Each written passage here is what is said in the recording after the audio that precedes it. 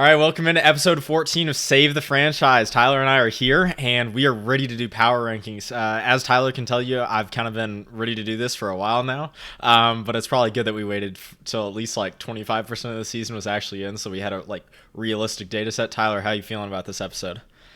Feeling really excited. Yeah, Let's go. I think this is gonna be a good one. We have both done power rankings. We're gonna go kind of head to head with them, see what the differences are, compare. We've both tiered it out. We have 9 tiers, both of us, where we've placed all 32 of the teams. We're gonna start from 32, work our way up, starting with tier 9.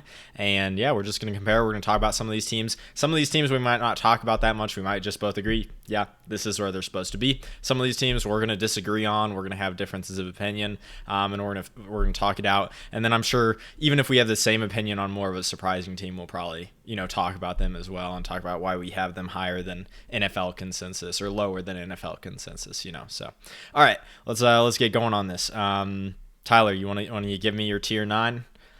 Yeah, so I'm going to start out with a fairly hot take. The worst team I have in football right now is actually the Cincinnati Bengals. And rounding off, I have 3 teams in tier 9. 32 Bengals, 31 Titans, 30 Saints. Okay. All right, so I have my tier 9 is the Titans at 32, the Jets at 31, the Giants at 30, the Panthers at 29, and the Saints at 28. So the Bengals are coming up soon, but I did not go after him that hard. I just think there's some easy buttons in that offense. They're not being pressed. Not even close. That offense, they do not run the ball whatsoever. Just that Vikings game was what would happen if Alabama played against an NFL team. That's the only way I could describe it. The QB had no idea what he was doing out there, Yeah, which is crazy because you would expect that in his first appearance for Browning, maybe. But in this game, right. he had a He's whole been in week the to NFL prepare. a while. He started big chunks of Yeah, time. Yeah, I I don't think agree. I've ever seen a QB look like that out there. And O-line is atrocious. The defense is one of the worst units in the league. We knew that going into the season. The running game obviously isn't panning out. Like, the only thing positive they have going for them is Chase and Higgins, and it only takes time for those guys to really start either getting injured or just calling it quits, giving up a little bit, and I don't blame them.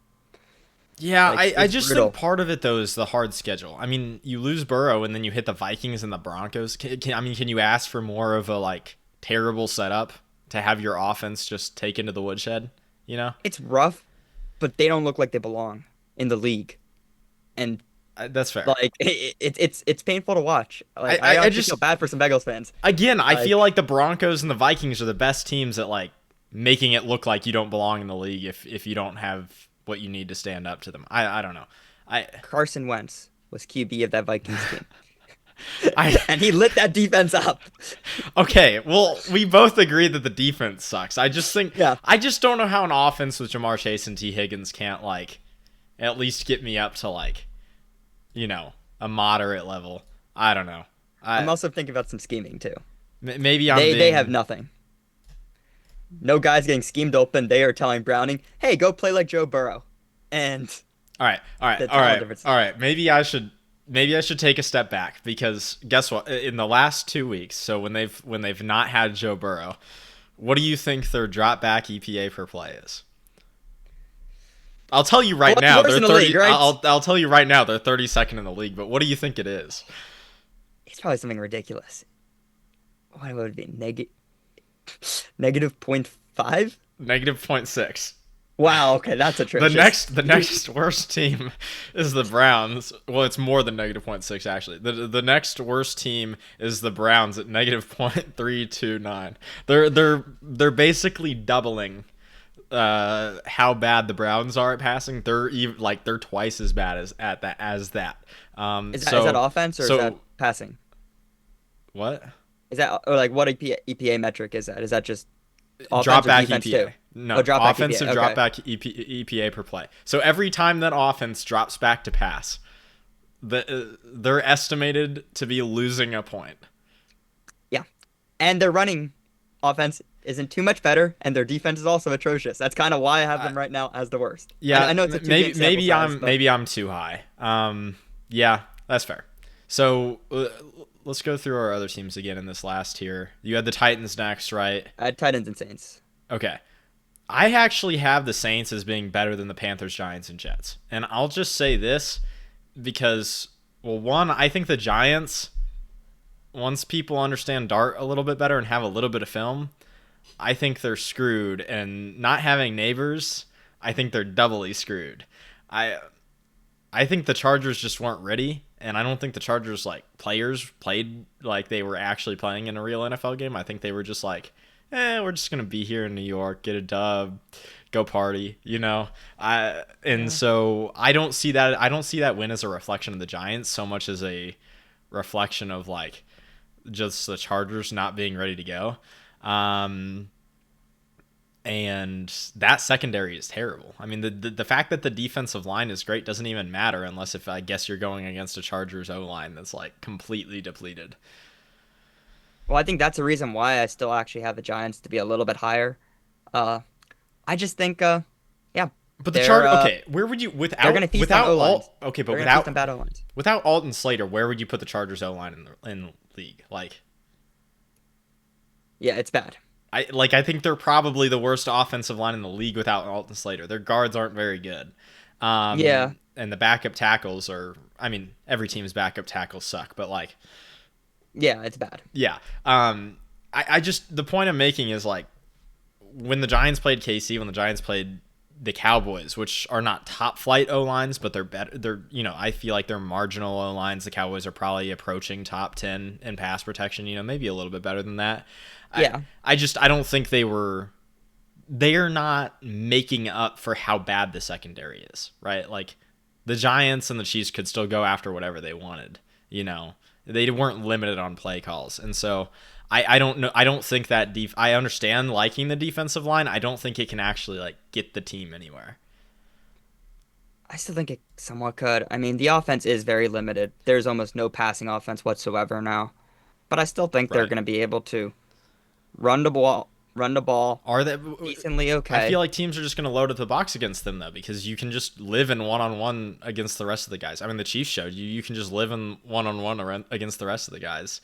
And so if you don't have to double Neighbors, you just slide an extra guy in the box 90% of the plays. And We've seen Dable work pretty well with bad QBs in the past.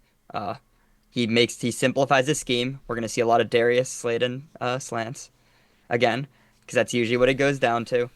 And I think he'll do a decent job of actual spreading the offense out and trying to make it work with Dart. I don't think they're gonna be good, obviously.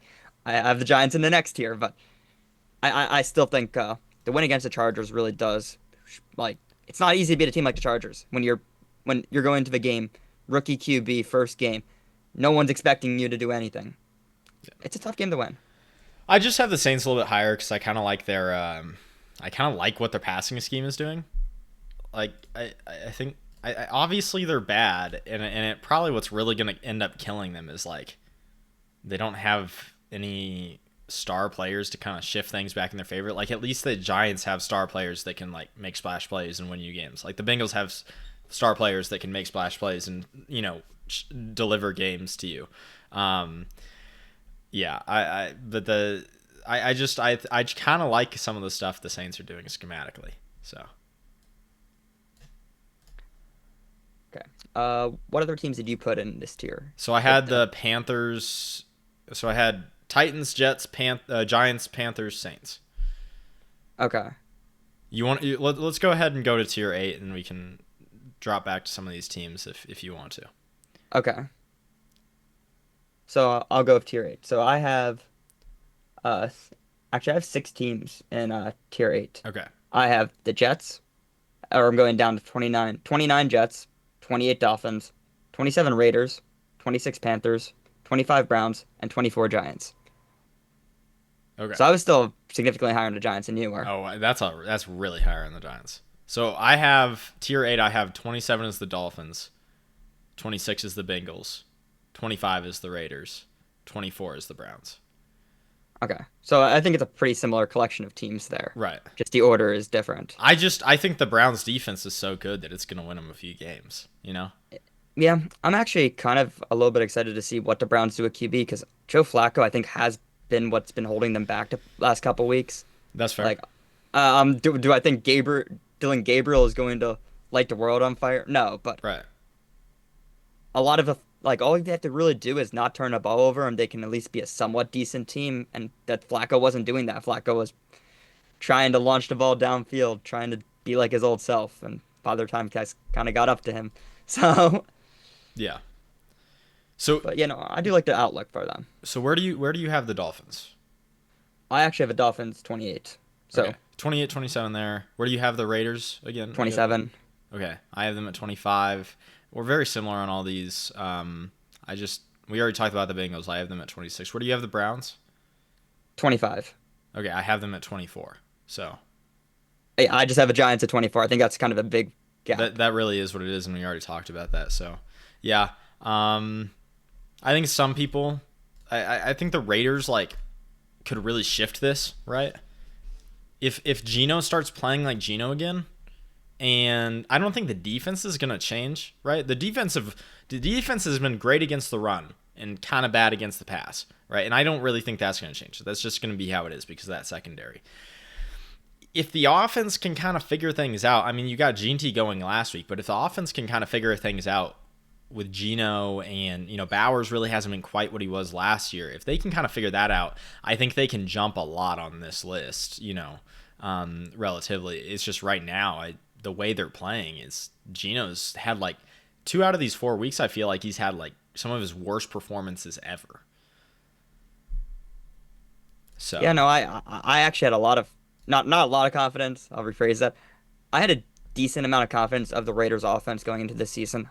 I thought they would at least look electric. Just from the fact you have Geno, who's looked electric the last couple of years, and you're giving him yeah, shiny new weapons and Brock Bowers. Jacoby Myers had a great year last year. Right when I saw the Jacoby Meyer trade request, I actually got a little bit concerned after that because obviously things at camp weren't looking too hot with that whole situation. But I wasn't expecting the offense to be looking like this. So yeah. I don't know. I mean, like I said, the Raiders have been. I want to say, I think they're. Shoot, sort for me.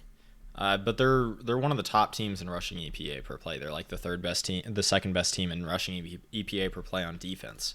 So they're really making it hard for teams. And so Geno can just like get things going. Other teams are going to have a hard time sustaining down to down consistency against the Raiders defense. They're going to have to search for some explosives. And so you need Geno to be capable of boat racing. And right now they're not. So, yeah. Anyone else you want to talk about this in this range, or should we go to tier 7?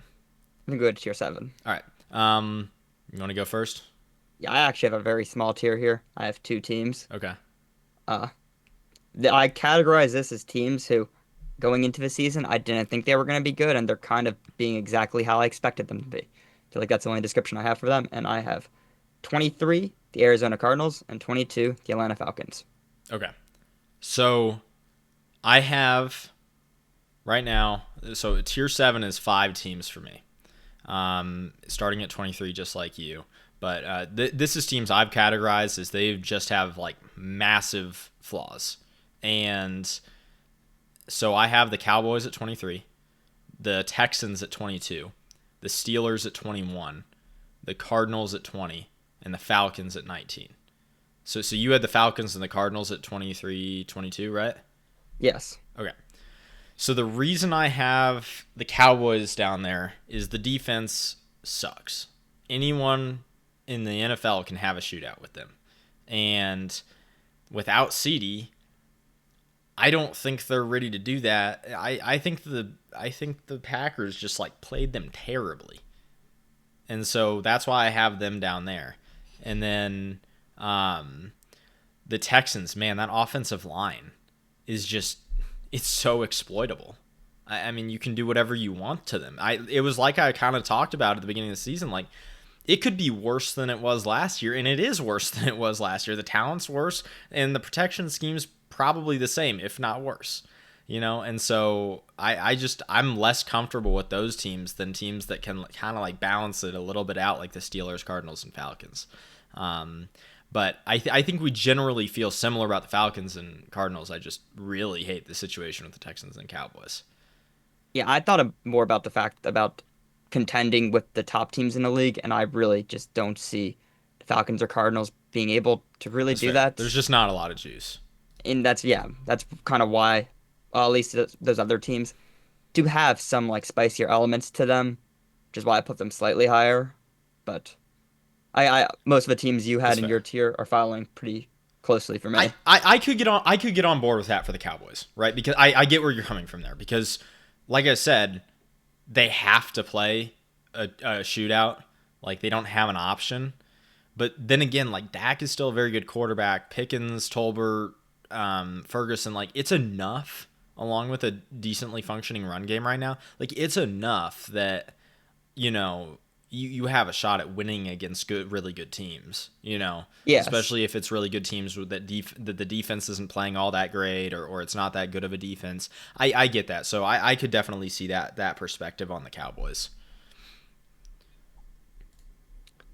Um, Anyone else we should talk about in this tier? I have the Steelers at 21. Do you want to go ahead and say where you have the Steelers, or do you want to talk Yeah, I have about the them later? Steelers. I have the Steelers at 19, Okay. so So not too similar far away. thoughts. I think a lot of people are gonna, will balk at that and be like, "How the hell do you have the Steelers, you know, that Yeah, low?" And honestly, this is not sustainable. What they are doing is not sustainable whatsoever. That defense has gotten lucky that it's faced some of the absolute like least capable of exploiting people offenses in the league. yeah, It's just and the offense. I will say the offense has been better than I expected, but again, I don't think defenses really have really taken advantage of them with the way they should. You know, um, so yeah, I don't know.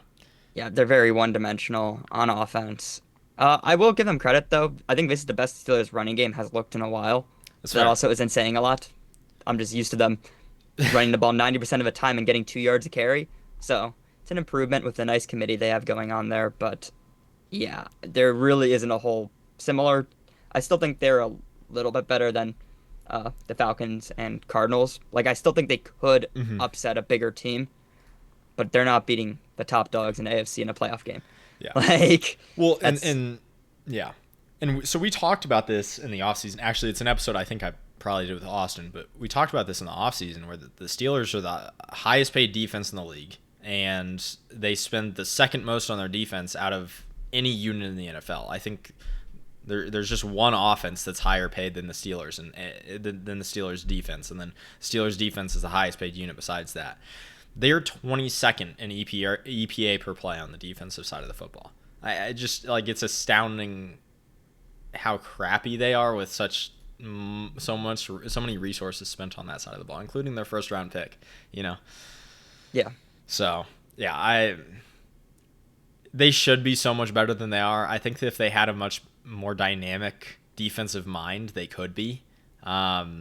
It's there's no reason they shouldn't be like a top 10 or top 5 defense in the league. But yeah. All right, should we move on to tier 6? Yes. All right. So for me, for tier 6, 21, I have the Texans. Tier or team 20, I have the Cowboys. Team 19, I have the Steelers. Team 18, I have the Seahawks. Oh Team wow. 17, Okay. I have the Patriots. And 16, I have the Bears. Okay. So this I would categorize this tier as this either teams that are spicy in a good way or teams that should be playing way better than they are, and I'm still giving them the benefit of doubt because they still have a lot of talent on their roster. Yeah. So this is another big tier for me. You're gonna catch up with your tiers later, but this is a 16 tier for me. Yeah, I've titled this playoffs question mark because it's 18 through 13. I think these are teams that have a shot at it. Like you said, they're spicy, right? But they're kind of questionable in my opinion. Like there's serious things that could derail it all. So I have the Bears at 18, the Vikings at 17, the Broncos at 16, the 49ers at 15, the Jaguars at 14, and the Patriots at 13. Okay. Biggest one I have is Broncos. I think that is one that I have significantly higher than you. Okay, so you want to talk Broncos first, or do you want to wait to talk about them when we talk about them in the next tier? They're not even in next year for me. All right, let's wait until whenever the Broncos show up, and we'll talk about them. Okay. Okay. Okay. All Okay. right, that'll be a fun Let's just debate. go through it. Okay. We already mentioned the Texans. Just a very disappointing season so far. Yeah, The O line looks atrocious. They trade away their franchise tackle, and look at them. They look like a team without an O line. And yeah. It's what is just Stroud supposed to it, really do? Like, it's a statement how good the defense is that they're this high on our lists. yeah, I mean, it's a defense. If they did not have a top tier defense, they would be near the bottom. if they I think if they had a league average defense, we're talking 30, 31, 32. That offense you can do whatever you want to it. And then it's Yeah. just wild. Uh, yeah, every single play teams should be running stunts in games against that front because they have no clue what to do about it. Yeah. And they're just not that talented. So like getting people moving at that front is like highly beneficial because they kind of just topple over when you have reasonable like speed to power guys. So Nolan Smith, I think might like if Nolan Smith went against the Texans, I think that would be like a 3-sack day. Probably. Maybe even more. I think like It's that would be the ridiculous. least like and this is not saying Nolan Smith is not that good or whatever and the Texans are that bad or what like this is saying Yeah. like Nolan Smith is a good player and the Texans are exactly the type of team he would eat for breakfast, you know? Yeah. So It's just, yeah. There's so much that you can do with that O line, and I really don't think there's a solution. I mean, obviously their scheme isn't giving them any favors too. They run a very vanilla type offense, but I mean, what else can you really do? You need to have some mastermind being able to manipulate it. So yeah, we both agree that team's yeah. awful. One last thing But I'll say with the Texans, I just want to note, and then we'll move on, is that Stroud is like this is 90% not his fault, or even maybe more, but like with the offense, but a little bit of it is his fault. Like he is clearly struggling, and maybe you want to put this on the offensive coordinator because whatever, but he is struggling to do this like full Patriots. We are gonna like he's going to run all the protection schemes and make all the calls at the line. Like he's clearly struggling with doing that. And I know we're only 4 weeks into him trying to do that. Maybe it improves a lot, whatever. But at least right now, he is not like thriving in that role. And so it's like some of this is a little bit his fault. The rest, like he's being let down. I think he's definitely being let down from like a team building perspective. But yeah. All right. Let's go on. Let's who do you want to talk about next? Where do you have the Bears? I have the Bears at 16. Okay, I have them at 18. I think we see them pretty closely. I think the reason I picked them real quick is I think, would you agree that the Bears could slide significantly up in the next 3 to 4 weeks if things kind of figure out with the offense? Yeah, I mean, I was looking into their receiver stuff. ESPN Open Score. Mm-hmm. It's an okay metric to use. I mean, obviously, it doesn't. You can't just judge by average separation. Yeah, they're different situations. Just like PFF, it's one of those Yeah. things. Take it with a grain of salt. But if it says something's really good, it's probably at least quality, right? And if it says somebody's doing really bad, they're probably doing kind of bad, you know? Yeah. And yeah, DJ Moore is like he was the fifth highest open receiver that we've seen in the last 10 years, and Adunze's number one in the league this year. Adunze's number 5 in the league this year. Ben Johnson's scheme is working. I mean, you see it, the amount of trick plays and stuff they do every week that have been successful. It's an amazing scheme. Obviously, we knew Ben Johnson was going to bring that over, and Caleb has been putting up pretty good numbers. I still think he could be playing better, and if he starts playing better, Bears could jump up massive on my tiers. But And that's right kind of now- why they landed in my playoffs question mark tier because I think the path is very readily available. You know, it's very viable. yeah, I think for the Bears, I think this is the most excited Bears fan should be for the team since we had that one season with a double doink. Or top one of the greatest defensive units we've seen in a while, but that offense held them back down. This year, I think, is probably the closest we've seen since like a dominant Bears team since then. All right, so where do you have the Vikings? I have the Vikings at 15, but I have them in the next tier. Okay. Oh, they're in your next tier. Okay. Yes. I have the Vikings at 17. Do you want to wait until the next year to talk about them, or do you want to talk about them now? We could talk to them about them now. Okay. I think. So obviously we're not too far off on them. I think I just really hate watching Carson Wentz play football. Yeah. um, Again, I think this is a team that could move a lot. With JJ McCarthy coming back, and if JJ McCarthy can kind of figure some stuff out. I don't think he was that bad when he was on the field. There were definitely a lot of things to clean up though. I I have a lot of faith in Kevin O'Connell.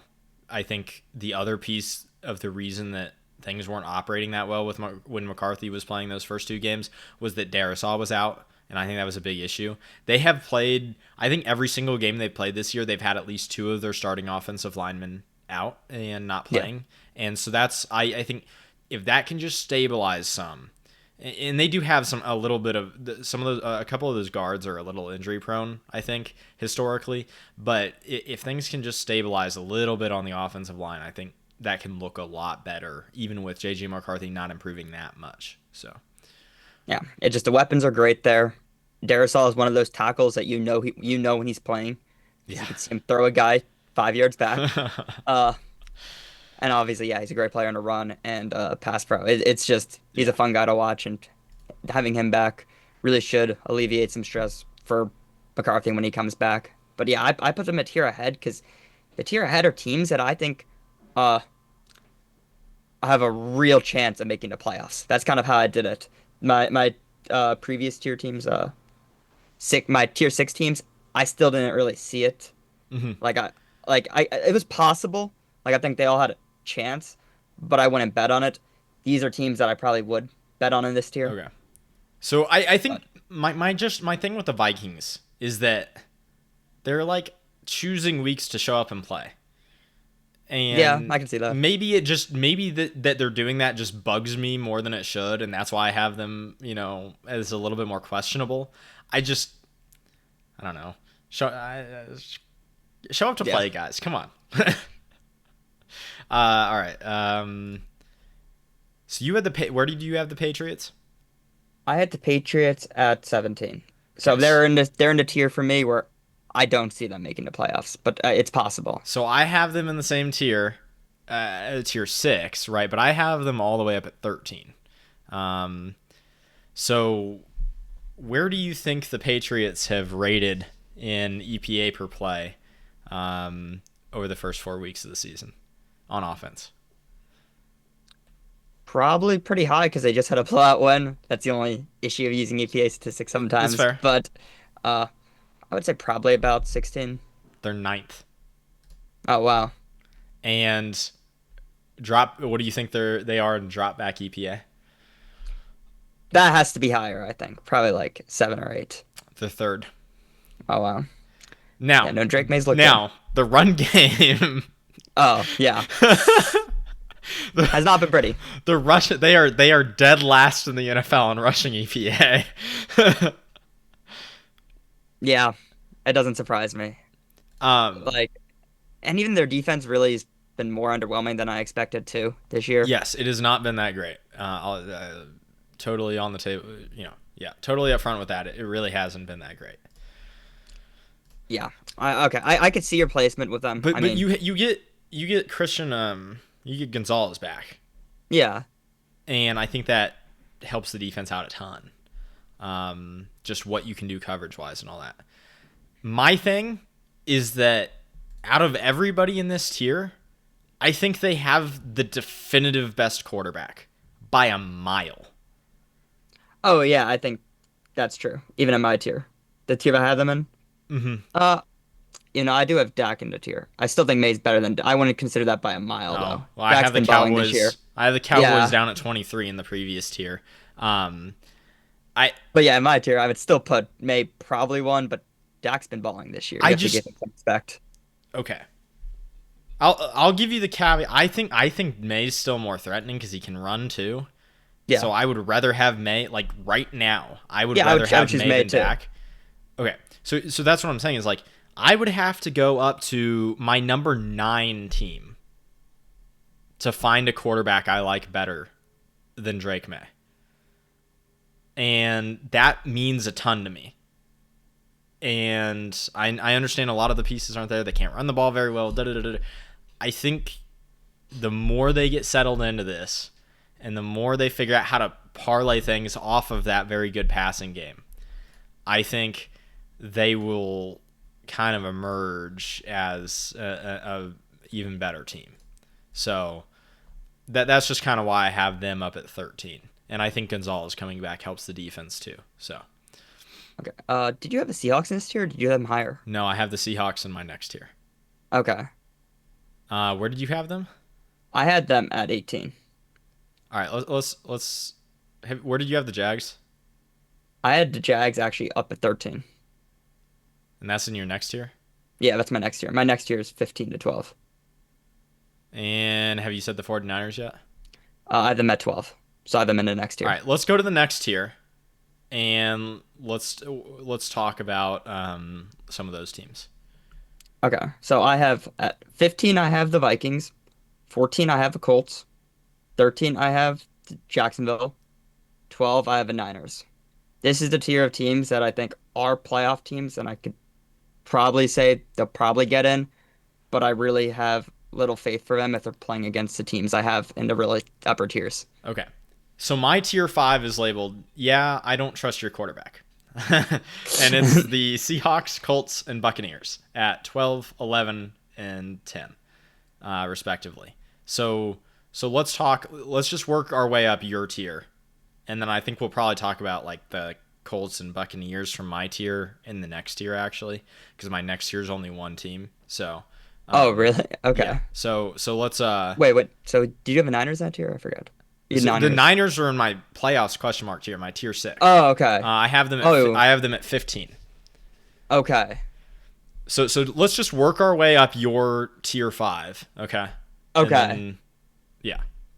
Okay.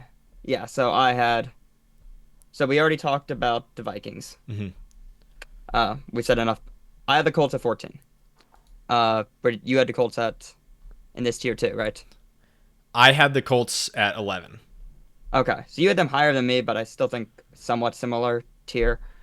They've looked really good this year. I'll give them credit. Mm-hmm. I just don't think what they're doing on defense is sustainable. They just don't have the talent there to be backing up for how they're looking. But they're looking good, and I don't think it's impossible for them to be looking like how they currently are throughout the entire season. But they have benefited from some easier matchups too, and I do think that comes into play somewhat. Okay. So my counterpoint on the defense is that, one, this is kind of Lou Anarumo's calling card, right? This is what he does. Yeah. He has when he has a defense, when he has had a defense that has like moderate levels of talent and like competent and more experienced players, he can kind of work some wonders and really confuse opposing quarterbacks and muddle the waters.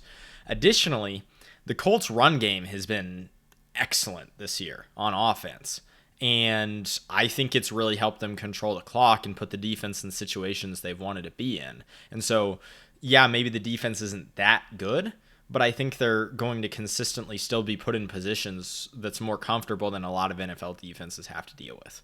The Colts' success rate and where they leave the ball down the field, like I think they're making things easier on the defense, and so I kind of think that after they played the Rams the way they did, I know the third cornerback is a real problem, but after they played the Rams the way they did, I kind of think this is like regular season sustainable.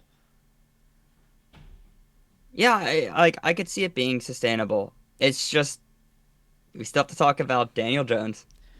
He had okay. I know. I had a really hard time putting Daniel Jones that high up on my list. 2022 though, he did finish top 5 in total EPA gained by QBs. Like he did have a really good season then, and that was the year where Dable cemented himself as a great coach. And yeah, well, and the thing that's impressed me about Daniel Jones this year is that no one's been able to blitz him. Yeah.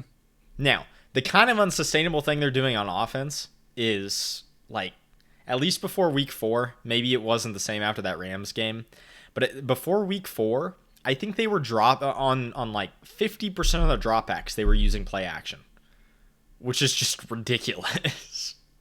Like Yeah. that's I think the next closest team in the NFL was like in the low 40s. I just Yeah. I don't think you that's something I'm not sure they can get away with the whole the whole season.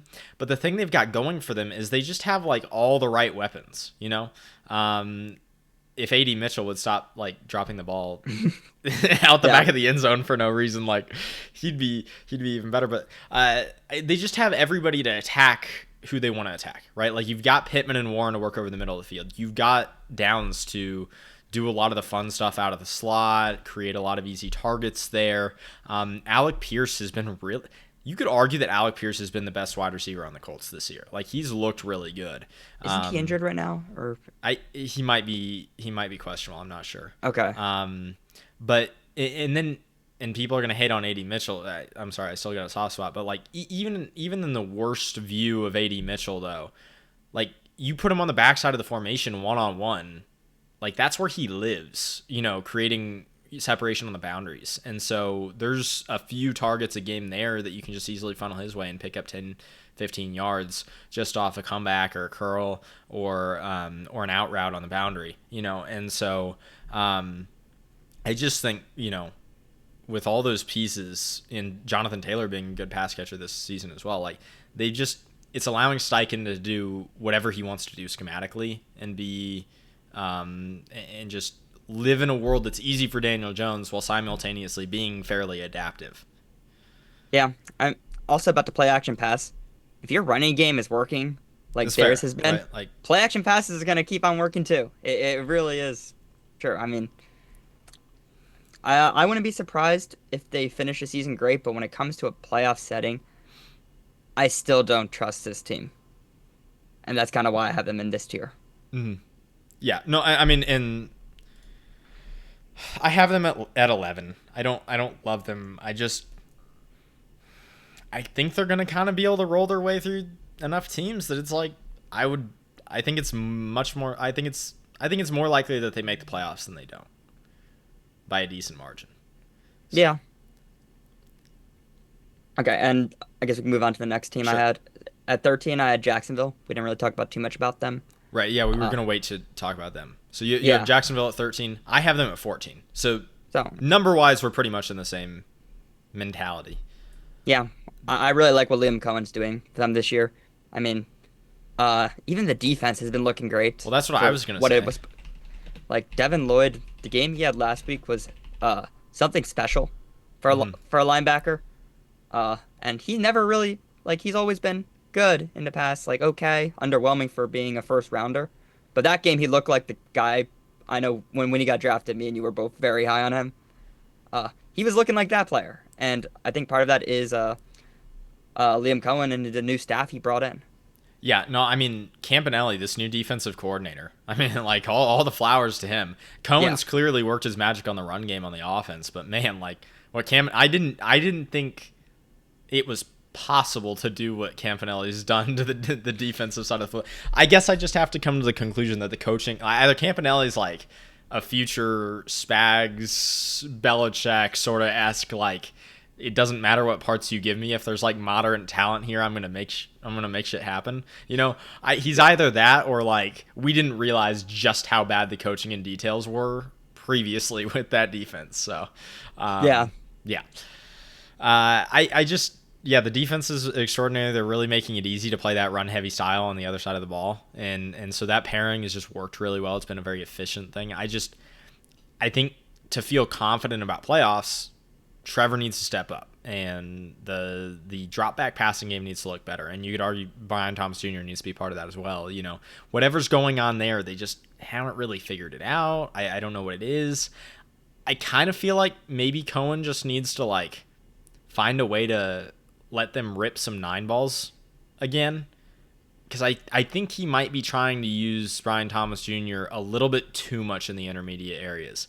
And maybe if they can kind of just like scare the defense off of those areas of the field and make those easier on him by throwing some more go balls, it might be easier. But yeah, I don't know. Something needs to improve there in the drop back game.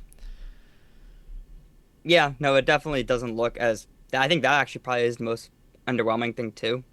about Jacksonville. I was going into the season expecting that to look a lot better, and I was expecting the defense to still hold them back, but kind of was completely reversed around. But I do like their outlook right now. Got a new coach. Trevor still, you know what you have with him at this point. I don't think you're going to get that much better, but also you're still getting a solid QB. So I think Jacksonville around 13 is a decent spot for him, 13, 14. Yeah. The one Okay. thing I'd like to see them do with the run game is just be a little bit better in terms of success rate. So they're seventh in rushing EPA. They're 13th in rushing success rate.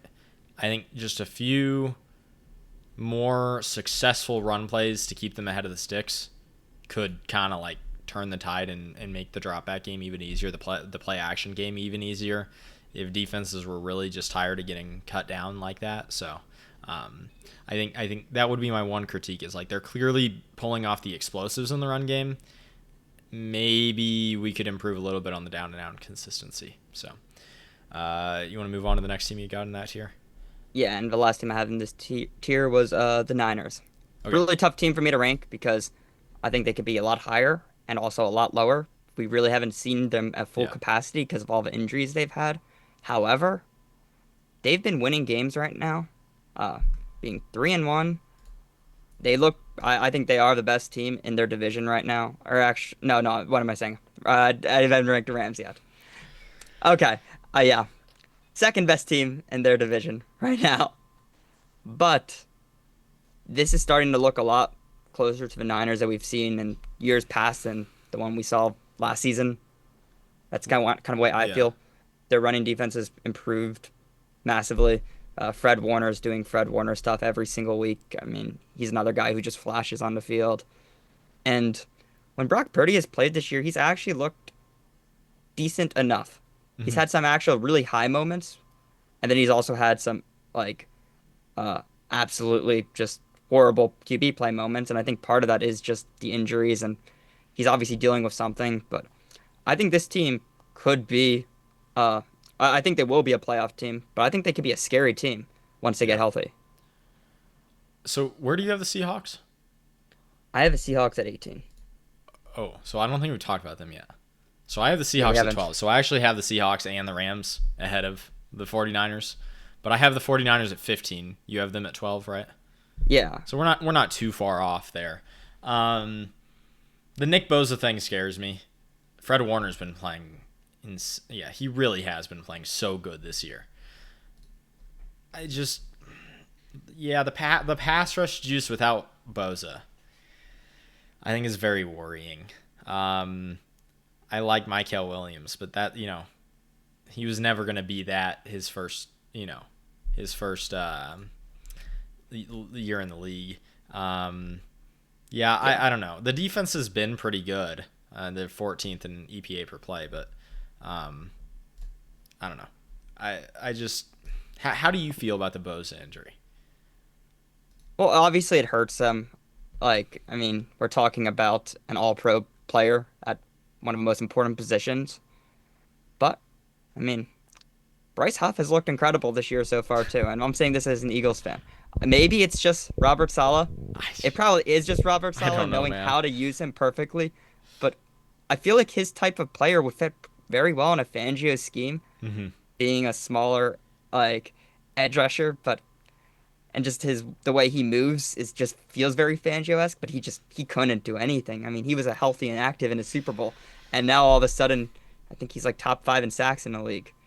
And I think this whole like Bryce Huff, Hassan Reddick, like Josh Uche thing. I guess like these slim speed rushers just like I don't think there's any predicting whether or not they're gonna work for a team. You just kind of gotta try it out and see if it yeah, does. You know? but the common denominator with him is having Salah, and Salah knows how That's to fair. use That's him. fair. I mean, he was a Pro Bowler under Salah, and he's looking like he's going to be again this year. I mean, he's just one guy. I still have a lot of hope for Michael Williams. I know he hasn't got a ton of snaps so far, but I think as the season goes on, he's going to really show like what type of player he really is. I just think Niners are a fundamentally sound team. They still have Kyle Shanahan at coach, which I think matters an insane amount. Uh, the offense CMC's looking back to his older self too. I just think the O line's actually overperforming right now. Hmm. There might be some regression there, but the unit doesn't look horrific, and I was kind of expecting it to look somewhat horrific this year. And I think right now they're a tough team for me to rank because I do have them in tier 5. But in reality, I think they could easily be one of my tier 3 teams, or they could also potentially be a tier 8 team. See, I think something Hey, needs to it's out of happen on time. the something obviously needs to happen on the pass catcher front for Oh that yeah, to change, right? So like, and it obviously could. Like Kittle's coming back at some point. Like that's a big deal. Kittle's been playing very well both last year and this year. IU could return to form. IU could Class. return to form. That would be really helpful.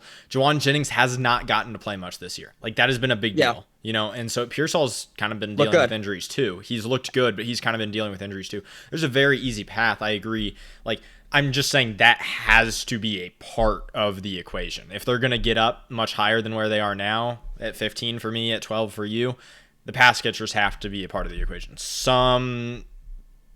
There needs to be like 2 or 3 like changes in where they're currently at to where they go in terms of pass catching options for it to like really click into place, in my opinion.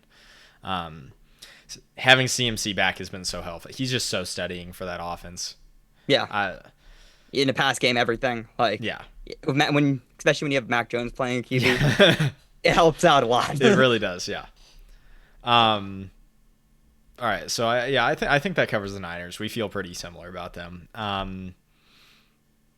Let's talk Seahawks. I have them at 12. You have them at 18? Yeah, I have him at 18. Yeah, so I have them in tier 5. You have them where? In tier 6? Uh, I have them, yeah, tier 6. Okay. The defense is really good and the offense just kind of seems to work. And so I kind of like them. I don't know. And I feel like you're not that far away, right? Like hold on. Yeah, they're 3-1. The only game they lost was that kind of like weird funky one to the Niners, you know? And should they have played better in that game and figured it out? Yeah. Like they should have pulled out a win there. But I think they've been pretty good. I will say my one counter argument to myself is they've gotten to play the Cardinals and the Saints, Yeah. which is very, very helpful to teams' records and performances. But yeah, I don't know. I think there's a equilibrium line. Like I know what I'm getting out of the Seahawks that I kind of like. I will say like the other teams in this area, right? I have them at 12. The other teams in this area, the Colts, the Buccaneers, the Patriots, the Jaguars, the 49ers, like the other teams around them could easily like move up much more on this list. And I don't really see the Seahawks moving much off this, but I think they're kind of firmly set as like a peering into the top 10 sort of team. Like they're just on the outside looking in, but I think the floor is high enough that it's not really going to drop. Yeah, for me, it's just there isn't enough star power there that really stands out to me. So I think, yeah, they'll beat a lot of the teams I even have higher than them in head-to-head matchups. Hmm. But I'm really thinking about what happens when you go against a real top team and you need that star power. I don't trust a team with Sam Darnold. I trust a team who has a Bo Nix or something like that even more. Like, that's just my opinion. I think I would trust Brock Purdy more than I would trust Sam Darnold. You chuck Bo Nix right now? Uh, okay, yeah, he's having a rough start. He's been making some amazing throws, but he's kind of looking like a college QB playing in the NFL. Yeah. But Not what we wanted to see from him in year 2. yeah, but I still actually have decent faith he can turn it around and still look like at least as good as he did year 1. But yeah, we're gonna get to Denver pretty soon. I think maybe we can transition that in because I had them next on my list. Yeah, I don't think the Seahawks. I think the difference between how we see the Seahawks is very obvious.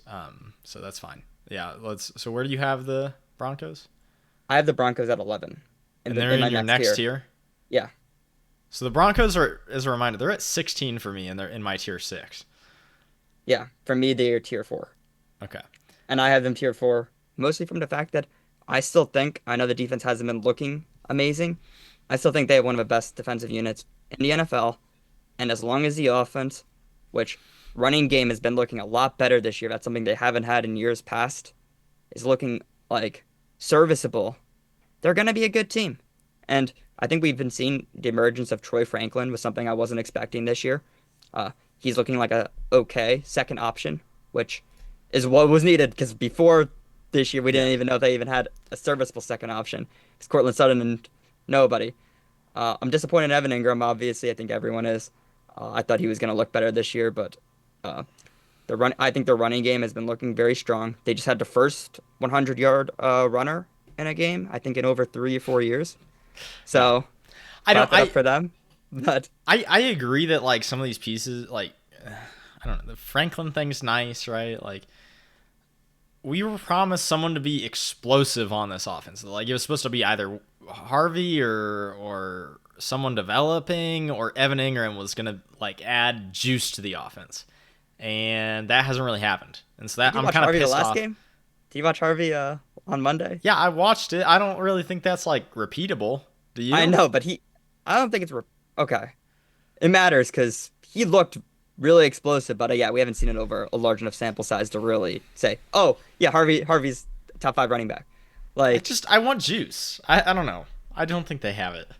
I just think they have a really good defensive unit, and I don't think they need juice to be where I have them in my power ranking right now. Maybe the other piece is like I'm just kind of disappointed in the defense a little bit in that like I thought they were gonna be world beaters and they're kind of they're very solid, good defense. You know, Yeah, but I think it's gonna start looking better in upcoming weeks. based I mean, okay, on last week they looked amazing, but anyone can look amazing against that Bengals team. Like okay, but like based on what? Like what do you think they're gonna just what? talent overall. Benito's looking really good this year, Yeah, like as expected. Pat Surtain, I know he hasn't been having as great of a season as he usually like. He's the best corner in football still, but he hasn't been playing like it. I think eventually it's gonna start happening again, and he's gonna start locking everyone up again. I just think overall, uh, even their interior D line hasn't been playing up to standard, and I think there's too much talent there to be looking how they currently are. I just think the talent's gonna come through after a certain point. That's kind of what all my teams in the top 10, or even more, even in the top five, I even would say. These are just teams who they have a talent, and it's hard for me to in a power rankings to really shy away from that. that's fair. Yeah, I get it. I don't know. I think I'm just pissed off at Knicks and the defense for not being like great. So Yeah. no, that's fine. Let's do tier four. Okay. Yes. So, yeah, in tier four, I did have the Broncos at 12. At 11, I have the Tampa Bay Buccaneers. Uh, tier 10, I have the Rams. And this one, I know you're gonna completely disagree with. I have the Chargers at 9. Okay. Uh, you want to go through yours, Okay. or you want to? Well, my tier four is one team. Oh, It is the Baltimore Ravens. My tier is titled "Offense Save Us." Well, no, we'll talk about the Ravens later. So yeah, Buccaneers, I have at 10. So we're just one off there. We clearly view them very similarly. Some of these power rankings that I see putting the Buccaneers at like 6. I think I saw a power ranking that put the Buccaneers ahead of the Chiefs, and some of the stuff that people are like spouting about the Buccaneers is like, I just people need to understand who's playing quarterback and who the next best star on that team is, and I just yeah, yeah, it's come on. yeah. Okay, so I guess we could just go through. Yeah, the Bucks. I mean, the thing about Baker is he makes some incredible plays that will make your jaw drop. I still But then don't he'll understand follow- how he gets out of the pocket like he does. That shouldn't Yeah, happen, but he it does shouldn't it happen, but he consistently. does It's a real attribute. Even though I actually will give the Eagles some credit last week. They did, Uh, yeah, they They did a better did. They job. did stop him from running, Yeah, which isn't easy to do. I mean, that part of that might just be the fact that Gia Campbell and Zach Bond can kind of just do almost anything at linebacker. But they did a decent job. The D line assignments were really not trying to sack him. They're trying to keep him contained, and it did work.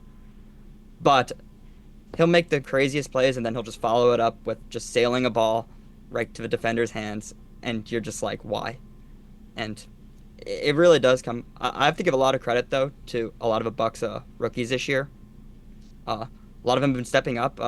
Benjamin Morrison filled in for Dean after he got injured last game, and looked he looked great.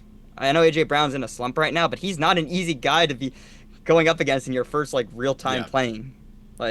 No, the secondary across the board has looked good as well. I mean, everybody's kind of playing their role very well. Jacob Parrish just looked good at a slot. Yeah. Yeah. Between Parrish and Morrison, I actually have pretty high hopes for the Bucks rebuilding. I know their defense has been old in recent years, but they still have Todd Bowles. Think about how much longer they'd be. Think about how much further they'd be on that rebuild though if they had taken Campbell. Probably. Yeah. You're probably right. I know Egbuka's good, he's looked really good. I don't know. It's tough, and obviously, the receiver situation has gotten really shallow really fast. That's fair. Yeah. I still don't hate the Egbuka pick. I mean, Campbell was right there and probably would have accelerated that defense's resurgence even more, but it's also I see the pick. He just would have worked so well in the Bulls defense. I don't know. That's why I'm harping on it. But yeah, the Egbuka pick was great. They certainly did not screw up the first round. So. Yeah, and I put them at 11, a little bit behind the Rams and even Chargers. Really, just come down to QB. I trust the other guys more. Yeah, absolutely, yeah. Yeah, but no, my power rankings is QB is a massive consideration for me. So yeah, Bucks 10-11. Yeah, we clearly agree there. I'd like to see them run the ball a lot better. Cohen left and the run game left with him. I mean, yeah, and Bucky Irving's now injured. Yeah, I mean, to be clear, Bucky Irving and honestly Rachaad White's looked pretty good this year. I think the running backs look good. And I understand you've had some offensive line injuries, but man, for the running game to plummet the way it has, it's kind of very disappointing. Yeah. I think a large part of that was Cohen. I mean, look at Jacksonville. They went from one of the worst running units to probably, I think, actually the most efficient this year. Some of these guys, McDaniel and Cohen, they just got the secret sauce with the run game. And it's just everything fits together magically, I guess. So, but yeah, I think we agree on 11, around. Yeah, that's the right spot. And so have we talked about the Colts already, right? Yeah, we talked about the Colts. So who's next after? Who's at 10 for you? Or I have 11, 10. Bucks, Rams. At 9, I have the Chargers. Okay. The reason why Chargers are low for me, this low, really just comes down to the Alt injury. I don't trust that O-line anymore. And we saw the Giants take advantage of it, and I think other teams are going to do it too. You've got your 2 tackles. I know Herbert's playing really good, and I know we talked multiple times about the pass-catching unit. It's better than either. You were very low on it. I was somewhat optimistic. No one was expecting this year. No one was expecting Keenan Allen to be looking like almost his prime self again, and Quentin Johnson to be looking like a Julio Jones somehow. Yeah. Just randomly. I'm not gonna lie. When I placed the Chargers on this list, I think I might have forgotten about the Alt injury. So yeah, I might want to move them down a little bit to where you have them. So I'm on board with that. I put them at 7. Full disclosure, which I think if Alt hadn't gotten injured, is he out? He tore the ACL, right? I'm actually not sure. Right, I thought a cart came out, but well, I know there was a cart. Let's see here. Oh no. He has an ankle sprain. That's right. Oh. Yeah. Okay. So they back in the playoffs, in the interim, without Joe Alt, they probably belong down at 15, right?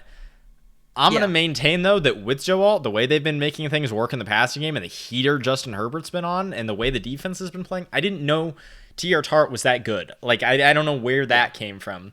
But anyways, with how all that has looked, I did not think it would look that good, but with how all that has looked, I maintain I think they should be up at 7. So, especially because I love Herbert. I think Herbert's just, and he's really cemented himself this year. Yeah. Yeah, well, I think our the reason I have the Chargers a little bit lower is really my opinion on this team called the Ravens. I know you already ranked them a tier lower. I have them higher still, Okay. I but I think it's going to depend a little bit on how the defensive injuries shake out, right? I don't know if Stanley's going to miss time. Those details, like, it's just that if the defense is that bad, like, I can't. Should they still be able to, like, dominate teams below them on my list? Yes. yeah, Do I feel comfortable putting them against teams like the Commanders, Chargers, Packers, Rams? No. And it's because you give those teams the Ravens defense to eat up if it's really going to be this bad with Wiggins out, with Roquan out, like, and Matabike is out for the year. yeah, I mean, if it's going to be this bad for a stretch with that many injuries, I don't care that you have Kyle Hamilton and old Jair Alexander and Marshawn. I don't care. Like, yeah, unless if you can like figure out something, it's not a way to live. And those more balanced teams with still really good offenses like the Commanders, Packers, etc. And the Chargers. I can't put the Ravens above them, And so maybe I'll be wrong. Maybe they can figure out some stuff on the defensive end. But as it looks right now, that's why I have them so low. yeah. For me, it's really just comes down to they have Lamar Jackson. And that's, yeah, It's a big hard deal. yeah. I think if anyone is really gonna take like down one of the top AFC teams, it will be Lamar. By top, I'm referring to just Mahomes and Allen. I think Lamar is probably the only guy who could do it. I think right now, currently. Okay, that's fine.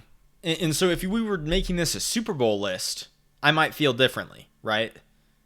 I might Yeah. still have the Ravens higher just because I don't know that the other guys have the juice to do it. Well, if Lamar's injured right now too, so they might not. They're 1-3. I don't see them being the type of team that's gonna be winning a lot of games with Cooper Rush at QB. No. They might have a tough stretch even getting into the playoffs, and even so, Yeah. the two there could be a 2-7 AFC matchup that could be like Mm-hmm. Chiefs or Bills versus the Ravens, and one of those teams is just getting Yeah. absolutely like messed up. During a wild card, like I just, and I totally get what you're saying about looking at it from the perspective of Lamar gives you the shot to be the Chiefs and the Bills. Like, I get that. It's just that the way they look on defense, if it's really going to be that bad, like, they're perfectly, like, they're prime meat for the Chargers and the rest of those teams in that sector. I still have them as the fourth best team in the AFC. I just have them behind the Chargers. yeah, So I don't know.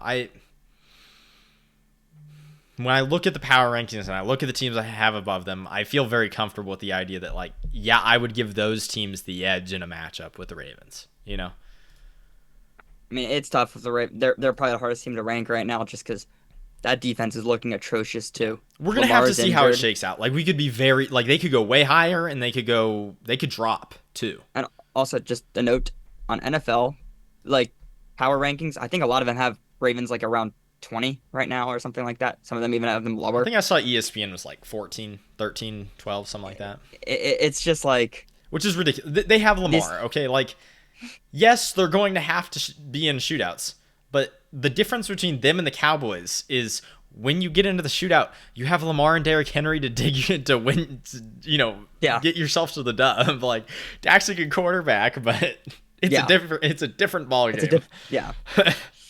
So, yeah, I do have I don't think I've announced. Yeah. I have tier 3. I have Ravens in my tier 3 at number 8. They're the lowest in my tier 3. These are tiers of teams that I think could make a Super Bowl.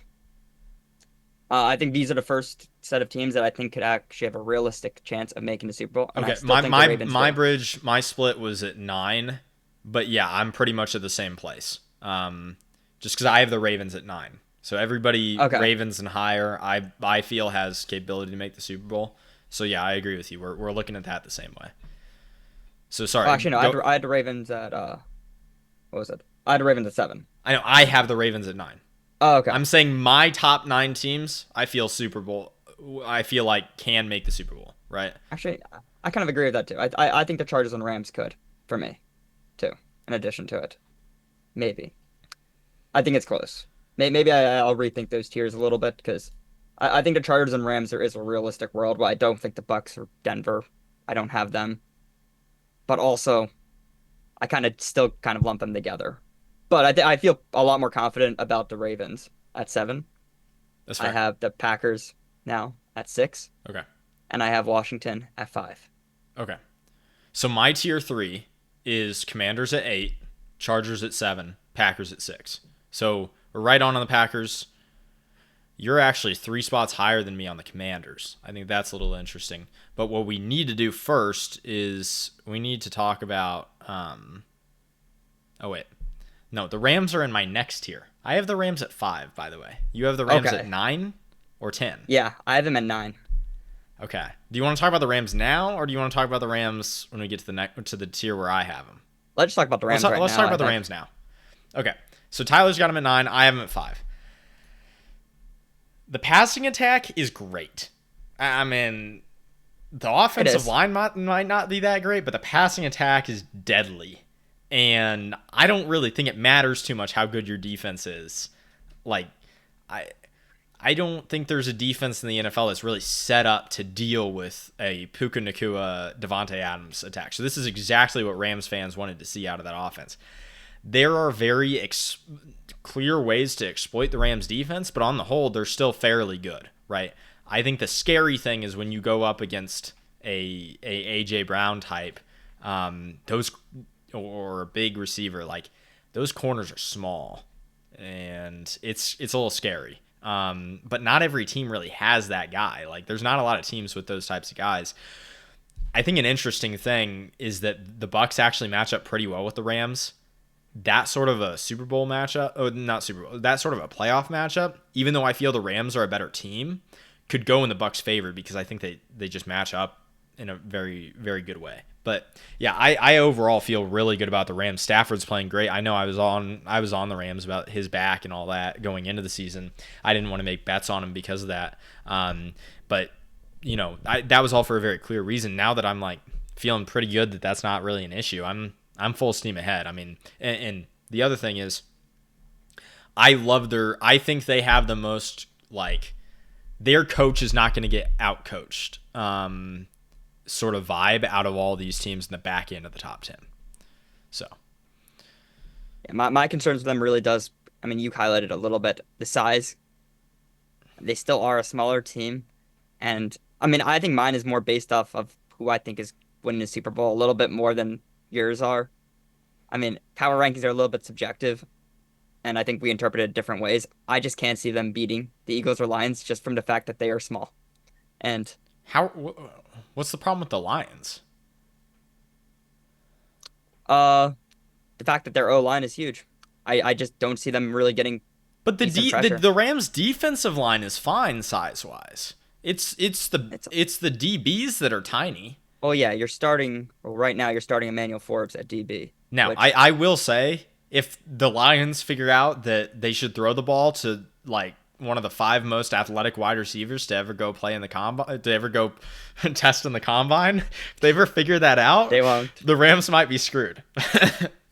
But Yeah, it's I just think the Rams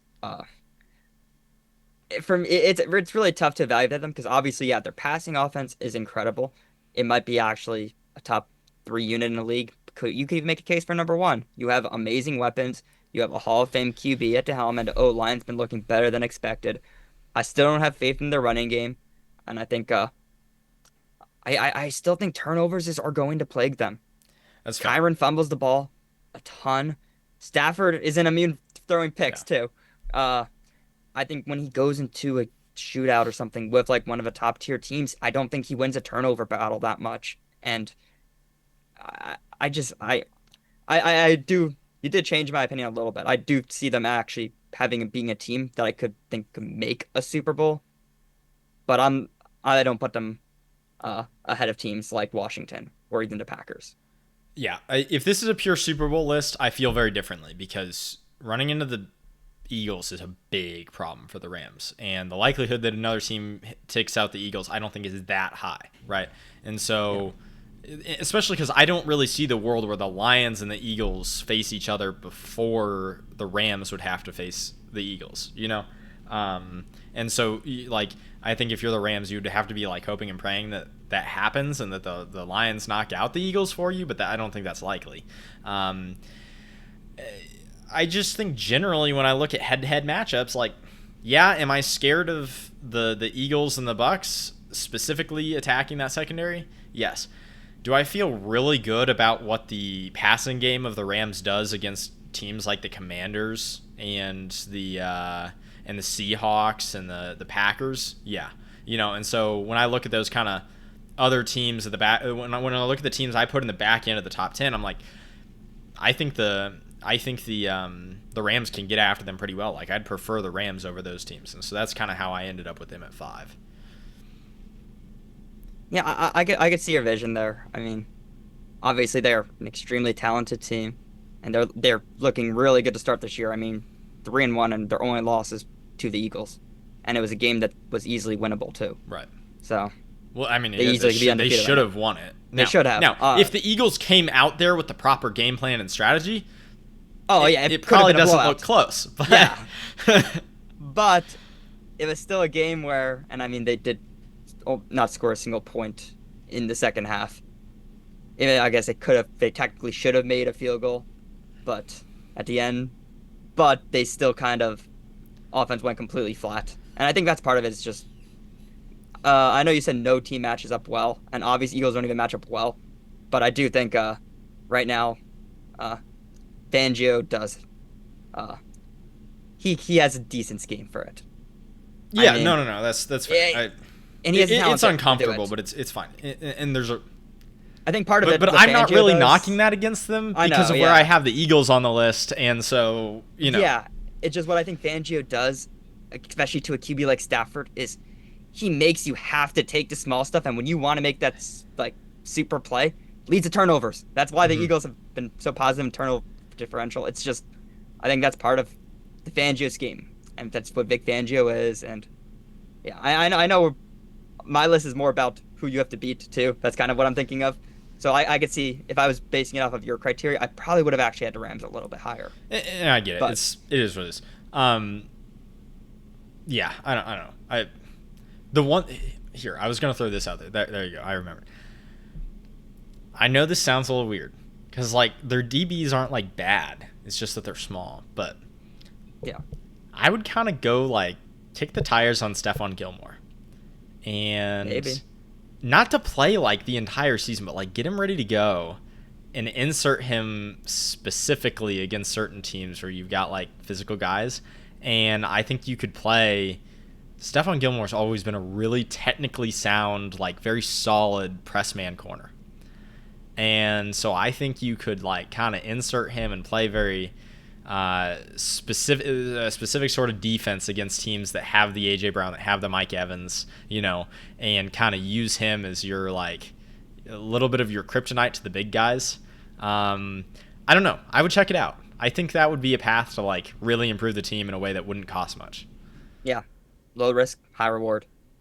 Because And I think the problem is you just can't trade for actually. There's like a little bit of noise that that Tariq Woolen's available for trade. he would be the perfect fit for them, but I don't see why I don't know that Seattle the would do Seahawks are going to trade him in division. Yeah. No. The Seahawks are like there's serious buzz that they'll Why trade would they? Woolen. I don't This know is- because he's not playing that much. There's also a reason why I had Seattle a little bit lower. I don't understand what they're doing at all ever. Like That's fair. like Woolen's a talented I player. had a few I had a few teams too that it's just like I don't like the way you're doing things or I don't like what's happening here. Go down the list. But no, I get that. I just I think it's because they're playing Eman Ori as the power slot some, and so they're moving Witherspoon outside some, and so like one's the expendable guy there, whatever. I don't know, but And Josh Job's been incredible this year. yeah. Eagles legend. Alabama legend. SEC schools, baby. No, all right. I think that's enough Rams talk though. So let's. Where are we at here? So we both had the Packers at 6. We've already talked Chargers. I had the Commanders at 8. You had the Commanders at 5. Yeah. So Okay. let's talk Commanders. For me, this is another team that's harder to evaluate because Jaden Daniels hasn't been playing that much, and when he has been playing, he hasn't been looking amazing. Totally fair. But the way the team's been looking with Marcus Mariota from an offensive point of view has been really good. And and I'm not saying Marcus Mariota is so much better than Jaden Daniels. Obviously, if Mariota was their QB, they would be way lower on my list. Right. But the fact that they are still running the same exact scheme as they ran last year, and it is still succeeding, even with Mariota at QB, I don't think Jaden Daniels is going to have this second-year slump. I still think he's going to be the best QB in the NFC when it comes to it. The only reason I don't want to even have them higher if they had the best NFC QB is their defense has kind of looked very atrocious. Like, for their standard. Yeah, okay, it's not a bottom 5 unit in the league, I don't think, but it's just, it's not great. And I think part of that is just the fact that They're Marshawn Lattimore... 24th in terms of EPA per play. Okay, but I do think they are better than that still. I think they're probably around I know that's how they're playing right now, but I think they're probably closer to around like a 15th or 16th ranked unit. The run defense has been decent. But yeah, dropback Lattimore EPA has been they're 5th worst in the league in dropback EPA. I just think Lattimore's getting old now. But it just concerns me Wagner's because getting old. it feels like that's how this team's kind of playing, is like, we're gonna play a shootout, and if the dropback EPA is not that good, if the dropback defense is not that good, I just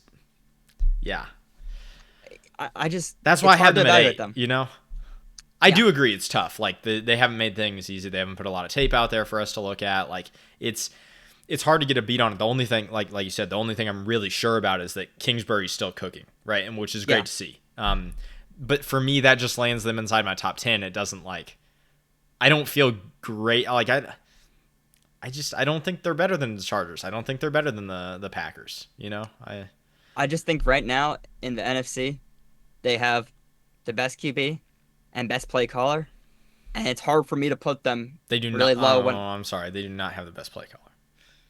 You think you think Kingsbury's better than McVay? No. Okay. Yeah, I'll give you crazy, third, but because I still think Shanahan's better. Maybe not the best, but he still is a great play caller. He is. Yeah. He's been great. Yeah. Okay. Absolutely. I would give McVay and Shanahan over them. But third is fair. Third is fair. It's pretty high, and when you have the QB, you have that. Deebo Samuel's playing a lot better than I thought he would this year. I thought he was going to be useless, but obviously he still. I still think he's kind of a bad team litmus test, though. I kind of think that if you're a bad team, Deebo's going to have his way, and if you're a good team, Deebo's not going to do much. So that's my personal take still on that, but yeah. Yeah, I could see that, but I mean, once McLaurin comes back, he's not going to be asked to do too much out there. He can just I think Cliff can scheme him, just get the ball in open space, and even in there against any team, he still is a quality player. The running game has looked very underwhelming this year. That's one thing I don't understand why they traded away Brian Robinson. It really didn't make a lot of sense with me. Yeah, because purportedly they're in the market for a running back right now. Yeah, it's I think it's just that they felt that JCM was Robinson with better burst. I think they felt like they were the exact same player, but JCM had more burst. Yeah, and now they're probably regretting it. But I think they're a team that is putting all their chips in right now. I mean, they have one of the oldest rosters in the NFL. Yeah. I could see them trading for an Alvin Kamara or something like that. Maybe that's why I have them at 8, because the process just doesn't feel right. Yeah, it's really tough. They're other than the Ravens, I think they're one of the hardest teams to rank right now, just because we haven't really seen that much this year. But we know they made the NFC Championship last year, and I expect them to go out there. They're probably going to win a playoff game, maybe 2, and they'll be a problem. But yeah, and I could see them. These are the teams I could see in the Super Bowl. I think there's a world where they could beat the Eagles. Mhm. Like, it's possible. Jaden Daniels is better than Hurts, and and he has that clutch gene like Hurts has too. Like, it would be another fun NFC Championship game, and that's kind of what I'm hoping for right now.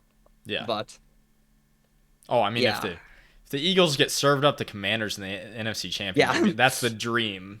Because it would be, I think it's gonna be fun to watch.